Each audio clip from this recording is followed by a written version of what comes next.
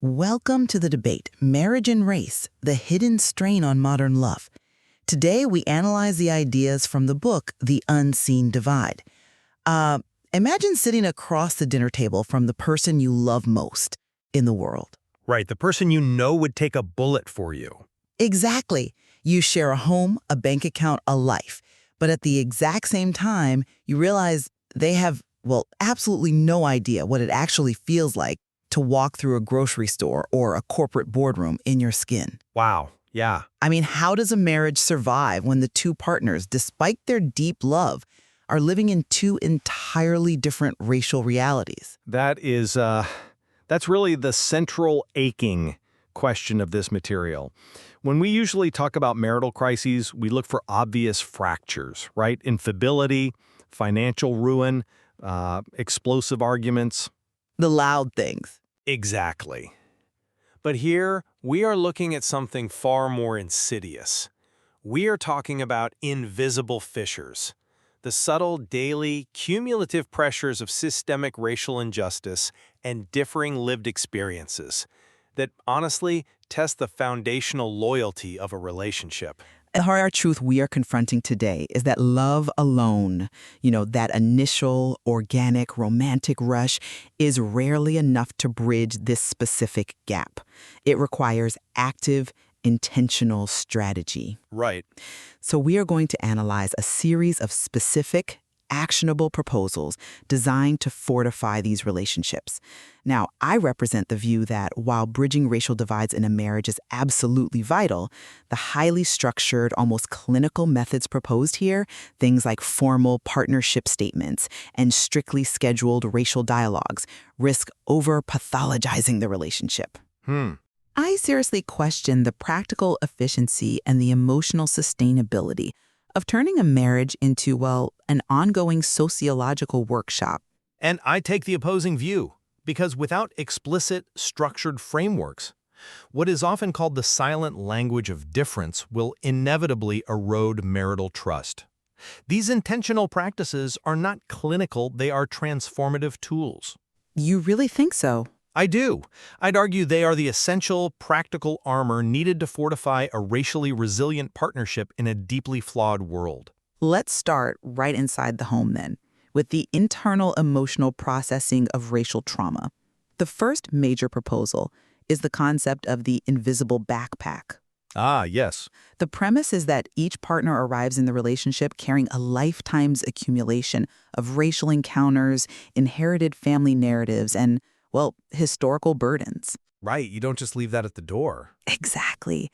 And to process this, the proposal suggests couples must continuously unpack these backpacks using a highly structured method known as imago dialogue. Which fundamentally relies on strict mirroring, validation, and empathy while deliberately withholding any immediate problem-solving or fixing. Which sounds wonderful in a therapist's office. Okay, but But play that out in reality for me. Imagine a random Tuesday evening. The kids are crying, the mortgage is due, work was exhausting, and one partner comes home after experiencing a microaggression at the store. Right. If every perceived racial slight requires a formal session of mirroring and validation, aren't we risking severe emotional burnout? I mean, does applying a strict therapeutic communication framework in that messy, exhausted moment risk turning the living room into a clinic rather than a sanctuary? Well, you used the word sanctuary, but a sanctuary isn't a place where you just ignore bleeding wounds because it happens to be a Tuesday and you're tired. The logic behind this structured dialogue rests heavily on the concept of emotional infidelity. Emotional infidelity. Wait, that's a strong term for a Tuesday night conversation. It is, but it's accurate. When a partner dismisses or ignores a racial wound, even unintentionally, it feels like a profound betrayal. Think about the psychology of it. If one partner experiences racial profiling at that store and the other partner tries to minimize it to keep the peace. Right, like saying, oh, I'm sure the security guard was just having a bad day. Exactly. If you say that, the wounded partner instantly withdraws. They feel completely unseen by the one person who is supposed to see them. That avoidance approach, which feels, easier or more natural when you're exhausted, is exactly what breeds silent resentment. I see. Structured validation actually de-escalates tension much faster than avoidance ever could. I hear you, and I certainly don't disagree that minimizing the pain causes a rupture. But let's look at the mechanism being proposed here. Imago dialogue requires a level of emotional regulation that is incredibly difficult to summon in real time. It takes practice, sure. But mirroring requires you to repeat back precisely what your partner said. Validating requires you to explicitly state that their reality makes sense. Empathizing requires stepping into their shoes, and all of this without offering a single solution. Right. No fixing. My concern is the mechanical nature of it. Doesn't this artificial structure strip the organic, spontaneous empathy out of the romance? But organic empathy often fails when it encounters racial blind spots.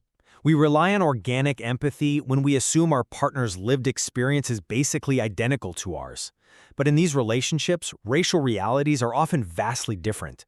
You literally cannot intuitively empathize with a systemic burden you have never carried. So you replace intuition with a script. You replace intuition with scaffolding. Let's look at the neurobiology of why this specific method is proposed. When someone experiences a racial trauma, their nervous system is thrust into a state of hyperarousal, right? A fight-or-flight response. Cortisol is flooding their system. Exactly. Cortisol is flooding their system. If you rush in to fix it or logic it away, their brain registers that as a dismissal. It actually heightens the threat response. Mirroring bypasses the logic center and targets the emotional core. Ah, interesting. Yeah, by repeating their words back to them, you are physically down-regulating their nervous system. Yes, it feels a bit artificial at first, like learning the rigid steps of a new dance, but it forces the listening partner to slow down and actually hear the pain. I see. Because rushing to fix a systemic racial issue is inherently paternalistic. You cannot fix the grocery store microaggression, you can only bear witness to it. Okay, that is a compelling explanation of the mechanics.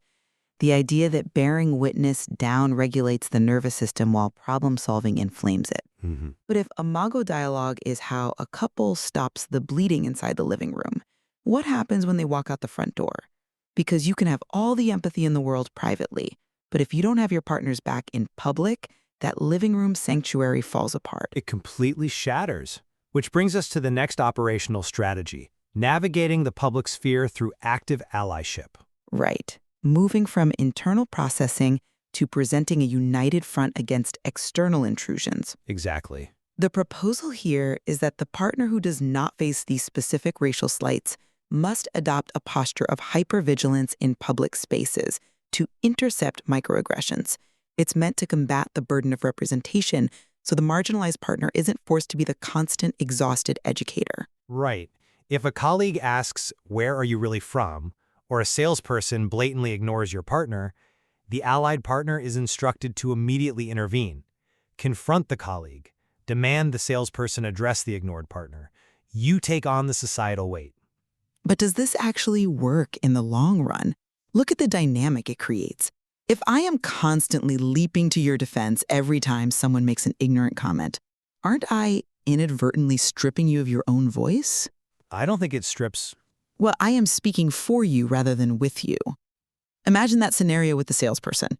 If the salesperson ignores my partner and I immediately snap, address my partner, I have centered my own outrage. That's a risk, but What if my partner just wanted to buy the item and leave in peace?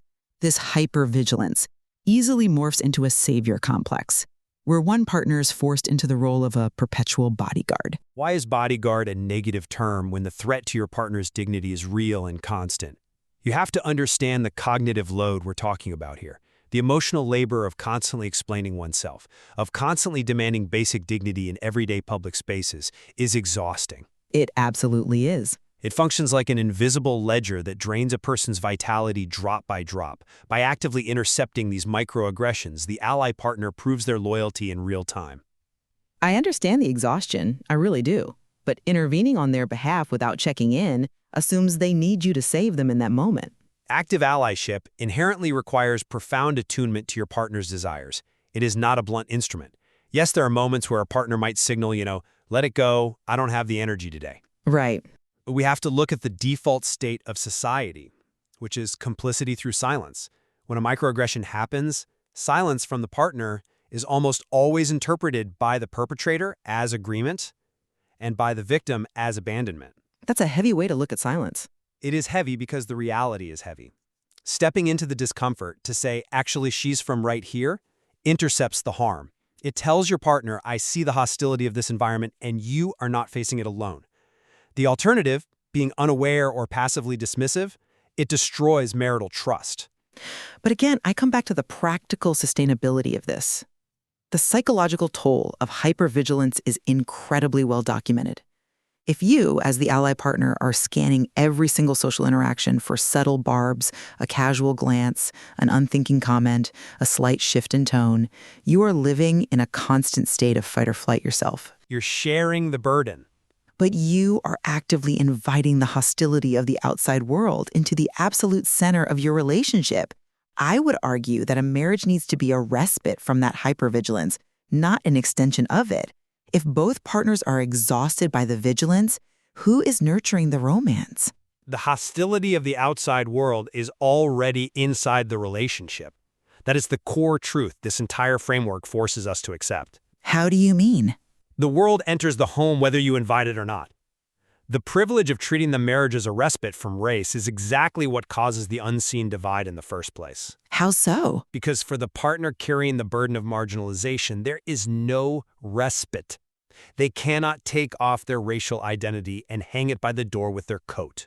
So when the other partner says, let's just relax and not think about it, let's just be us, they're effectively saying, please leave a massive, painful part of your lived reality outside so I can be comfortable. Wow. Okay. Active allyship is the bridge over that divide.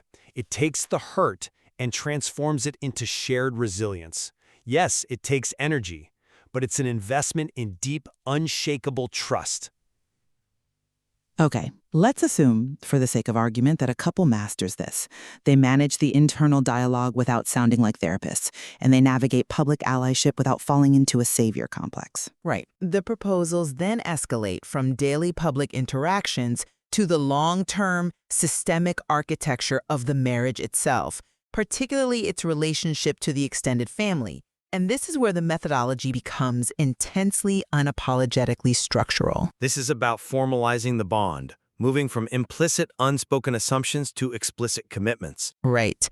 We are looking at the implementation of a formal racial justice partnership statement, instituting scheduled weekly race check-ins, and establishing hard red line boundaries up to and including cutting off contact entirely with extended family members to heal intergenerational echoes of racial bias. It's a comprehensive architecture for the relationship. Yeah, it's an HR document for a romantic relationship. That's my primary critique here. A racial justice partnership statement, we are practically legislating love. I wouldn't say legislating. But when we mandate a weekly race check-in, we risk creating a dynamic of constant performance. It turns Sunday night into an audit, where partners feel they have to bring an agenda item to the table just to prove their anti-racist credentials.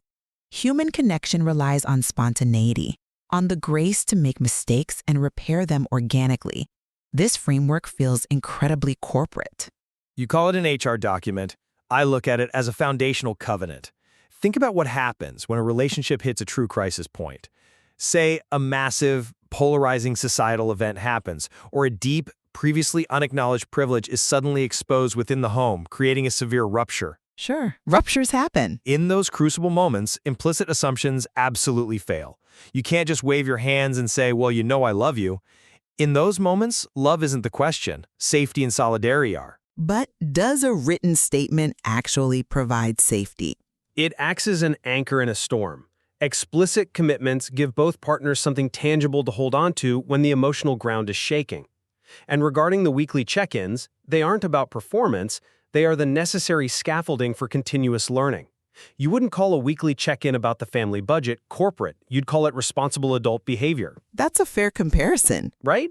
Why should the emotional and racial equity of the household be left to chance and spontaneity, which often just means whoever has the most privilege sets the tone? I concede the point on the check-ins being akin to a financial budget. But let's look at the most severe of these proposals, the red line boundaries with extended family. The boundaries are crucial. The strategy dictates that to break cycles of intergenerational trauma, a couple must confront racial insensitivity in their extended family. And if the family doesn't align, cut contact. Yes. Drawing a circle of protection around the marriage. But the collateral damage of this is staggering. We are talking about the messy, painful reality of human beings, demanding perfectly aligned anti-racist values from an entire family tree. Uncles, grandparents, parents is an incredibly high bar. It's a necessary bar. Let's talk about the uncle who might hold outdated, even offensive views on race, but who also taught you how to ride a bike, who was there for you during your parents' divorce. If we implement a zero-tolerance policy, we prioritize ideological purity over familial connection. It isolates the couple. It turns the marriage into an island of two, amputating the complex, admittedly flawed, but vital support network of an extended family. That is a harsh, painful reality. No one is denying the grief involved in drawing those lines. But we have to weigh the collateral damage of cutting them off against the profound, devastating collateral damage of keeping them close. What is the damage of keeping them close if you are managing the interactions? Think about what happens to the marginalized partner when they are forced to sit at a Thanksgiving table and swallow subtle prejudice year after year. Think about the psychological toll of smiling politely while their humanity is debated as a political talking point over cranberry sauce. That is incredibly difficult, yes. What happens to the children of that marriage who watch their parents tolerate racism for the sake of keeping the peace? The damage is massive. It teaches the children that their identity is negotiable. But people are complex, and they can evolve. By cutting contact entirely, you remove the very mechanism by which that uncle might eventually learn and grow. Continued compassionate exposure can change minds. At whose expense? Well, when you build a fortress and pull up the drawbridge, yes, you are protected, but you are also incredibly lonely. You are replacing the messy, uncomfortable work of familial evolution with a clean surgical amputation. Here is the problem with relying on compassionate exposure. The burden of educating that uncle shouldn't fall on the partner who is actively being harmed by him. That is the exact intergenerational echo we are trying to heal here. Right. We have to break the cycle where marginalized people are expected to be the patient, endlessly forgiving teachers of the people who harm them. Radical marital loyalty sometimes dictates that you prioritize your partner's emotional well-being over the comfort of extended family gatherings. So the marriage trumps the family tree entirely. Completely. Setting a red line tells the family, our standard for entry into our lives is basic respect for my partner's humanity. If you cannot meet that, you cannot have access to us. It is the ultimate proof of loyalty. The fortress, as you call it, is actually a safe haven. It's about protecting the legacy of the marriage and the psychological safety of the children over the legacy of the extended family's comfort. Which brings us to a critical point of reflection on everything we've analyzed today. We've examined the intense internal processing of the invisible backpack through structured dialogue.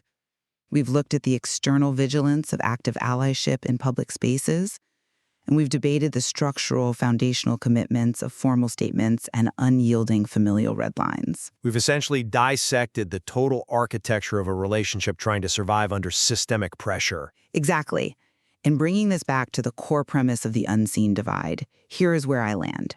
While the awareness of these differing racial realities is unequivocally necessary, the highly regimented methods we've debated today should be approached with profound caution. I hear you, but Let me just say, drafting statements, adhering to strict conversational frameworks, and policing extended family requires an immense, almost superhuman amount of emotional bandwidth.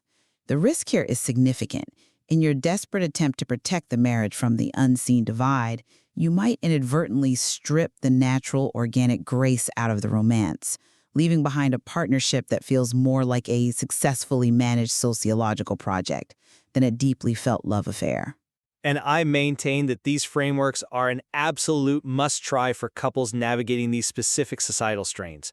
What you call a managed project, I call intentional, transcendent love. Transcendent love? Yes, because you simply cannot rely on organic empathy to dismantle systemic issues. The silent language of difference is far too insidious. These structured methods, the dialogue, the active allyship, the explicit family boundaries, they serve as the essential, practical armor needed to protect love in a complex world. They do not strip the grace from romance, rather they create the safe, equitable conditions under which true, authentic intimacy can actually survive and thrive. This discussion clearly challenges some of our most deeply held assumptions about what makes a marriage work. It forces us to ask a very uncomfortable question. Does modern love require a formal systematization to survive societal pressures, or must we rely on the messy, imperfect resilience of human empathy? It's a question every single couple standing on opposite sides of this divide will eventually have to face, whether they do it explicitly or implicitly. And the outcome is never guaranteed. Whether you choose to cast your relationship in a rigid, structured splint of formal dialogue and explicit boundaries, or whether you trust your partnership's natural capacity to heal without intervention, the work is incredibly hard. Very hard. But perhaps the true takeaway from our analysis today is that the very first step, before you decide on the methods, before the interventions, is simply opening your eyes to the person across the dinner table, acknowledging that while you may share a life, you do not walk through the world in the same way, and the unseen divide is real. Thank you for joining us on The Debate.